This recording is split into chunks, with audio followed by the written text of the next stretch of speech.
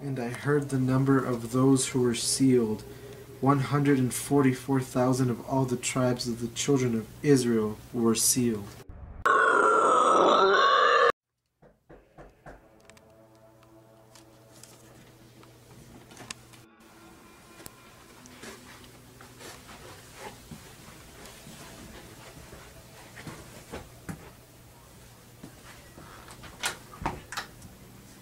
Hi, have you accepted Jesus Christ into your heart?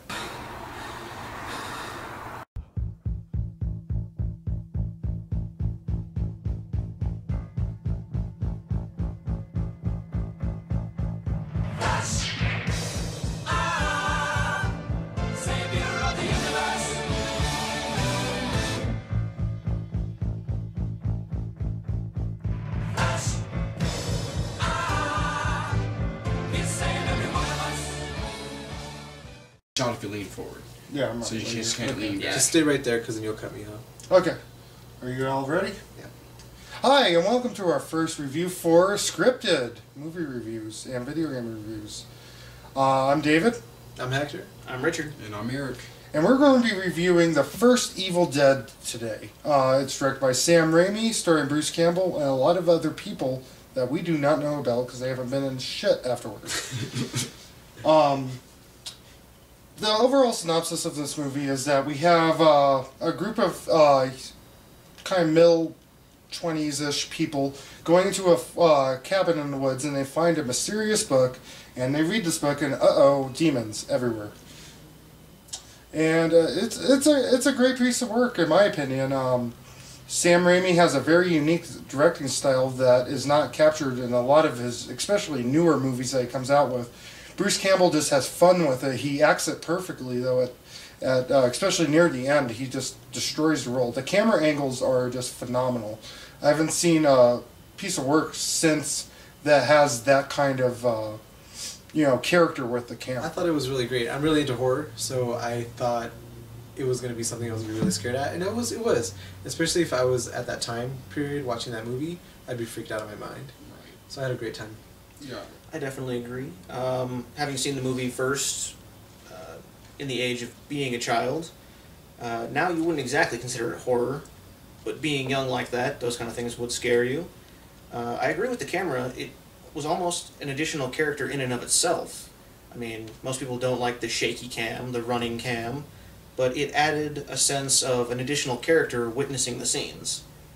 Yeah, I felt like, like the way you kind of described the intro a little bit, like Cabin in the Woods, read book. I feel like it's a prequel to the Cabin in the Woods, like what happened, like they have to do this every once in a while, and this was like one of the times before that happened.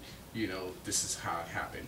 And like you said, the camera too, just the angle from the cellar door or the window and things like that, it's just added to the intense and the horror of it, Yeah, I like his idea of it being like another character because there's even also a scene when they're trapped under, well, the first demon is under the trapdoor, and you can just see the camera going left to right. Yeah. And you're just like, whoa, this is really creepy and really awesome. One of my favorite things is the scene where Bruce Campbell gives the pendant or necklace to the person he's like really into, and it's kind of a communication with eyes. There's a camera zoom in to where it's like Bruce looking away, and then she's looking at him, and then it goes back and forth. And then later on, when not really a spoiler, but he's digging a grave for her, and they look back and forth again. And I thought that duality was just so beautifully done. And again, it hasn't been done that way to such a low budget movie, and something considered a B movie and cult classic. Well, it's definitely a cult classic. And with that scene, that is a good point. It definitely conveyed the emotions between the two characters without outright saying that they were into each other. You just kind of understood from simple looks, and you don't see that in movies today. Yeah, you don't get that simplicity anymore, and it was such an original idea. I wish more movies would be made like that. It's kind of a crazy idea. I kind of like the fact that towards the end of the film, there's not much dialogue, as much as there is a lot of doing.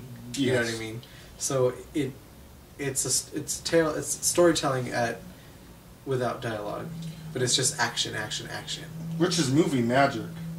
Like, well, spoiler alert, that's my score for it, but it is movie magic to that extent. It's beautiful. You don't need a lot of words, and there's, a lot of ridiculous scenes where it's him trying to grab the Necronomicon with the pendant that is so campy, but it works so well for the overall movie. You just can't feel like, you're like almost chanting, rooting for him, like, get it, get it. Kill these things, get rid of it, you feel that with that scene there, and that's what I liked about that too. But there was one thing that really bugged me about this film, and it was the fact that he felt safer closing the front and back doors, thinking that, well, I don't know if he was exactly thinking that the demon wouldn't come in, but he just wasn't aware of the windows that were wide open. And I was like, if that was me, I'd just be freaking out of my mind staying in that one spot so that nothing can happen. Kind of the mentality that as long as I close the doors, nothing can come in. It's got to come through the doors. What's really bad about it is that previously in the movie, I mean, you see almost all the windows in the house getting broken out. And then right after he closes the door, Sam Raimi decided to shoot the outside of the house, which subconsciously reminds you that the windows are all broken out and what's stopping these demons from jumping in there, we have to touch on the rape scene. It's one of the, most intense movie moments, for this movie. I remember watching that part and I was just like, what's going on? Yeah. You know what I mean? Yeah. It definitely added to the horror of the movie. What It took you away from the campiness. Yeah, what I personally loved is that she was moaning in a sexual way. I was thinking like she kind of enjoyed it. Yeah, a little. But if you think about it, if a demon is the basis of human lust and pleasure, then they have to have powers to make that happen, even if it's in a very rudimentary fashion or in a situation of rape. Spoiler alert, I know you didn't see the remake, but that scene is not as good as the original. And it's not well acted. No. Well, as I said earlier, spoiler alert, I'm going to rate this movie on the scale of movie magic. It is definitely something I could watch over and over again. It's well performed, well directed. There's nothing wrong with it. My rating, even though I saw it on Netflix, and when I ended up going to see the movie, I thought it was movie magic as well. I'm a huge horror fan, so a movie like that was something that I really needed a refresher in, especially because I didn't see it before. This year was the first time I saw it, especially because the remake was being made. I would qualify it under movie magic, even though, by today's standards, a lot of the campiness would be considered more of a con than a pro. But taking it at its face value, being a cult classic that it is, it's definitely a movie you can watch over and over again. Yes, it is. And I also agree with that movie magic as well.